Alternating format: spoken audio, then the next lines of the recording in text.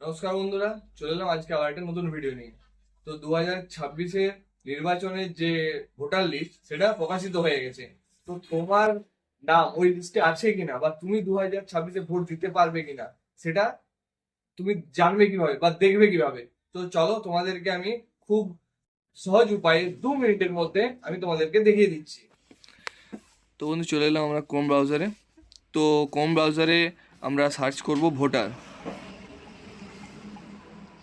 Voter লিখলেই দেখতে পাবে voter.eci.gov.in চলে আসবে। তো সবার ফার্স্ট যে ওয়েবসাইটটি আছে ভোটার্সের, ওটাতে ক্লিক করবে।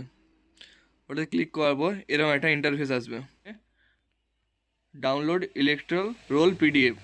তো ওটায় হাত দেবে। ওটায় হাত দেওয়ার পর এখানে দেখবে সিলেক্ট স্টেট আছে। তো যেহেতু আমি ওয়েস্ট বেঙ্গল থেকে বিলং করছি, তো আমি এখানে স্টেটটা ওয়েস্ট বেঙ্গল সিলেক্ট করলাম। থাকবে ডিস্ট্রিক্ট।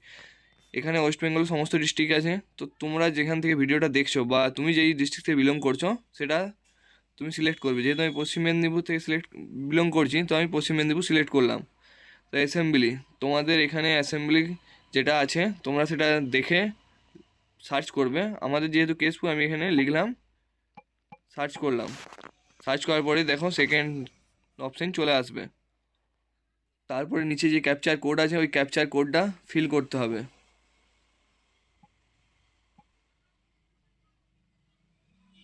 ক্যাপচার কোডটা ফিল করার নিচে দিয়ে দেখবে তোমাদের যে পার্ট নম্বর বা পার্ট নেম আছে, এখানে সার্চ অপশানে গিয়ে পার্ট নম্বরের জায়গায় তোমাদের যে বুথে বা যেখানে তোমাদের ভোট কেন্দ্র, যেখানে তোমরা ভোট দিয়েছিলে সেটা সার্চ করবে। সার্চ করার পর তোমাদের দেখবে ওই স্কুল বা ওই কেন্দ্র, বুথ কেন্দ্র চলে আসবে। ওটাতে নিচে টিক চিহ্ন সিলেক্ট করে তারপর ডাউনলোড সিলেক্ট পিডিএফ যেটা আছে ওটাতে ক্লিক করার পর একটুক্ষণ টাইম নেবে, তারপর ডাউনলোড হয়ে যাবে। ডাউনলোড হলে পিডিএফটি খুলবে। খুলে তোমাদের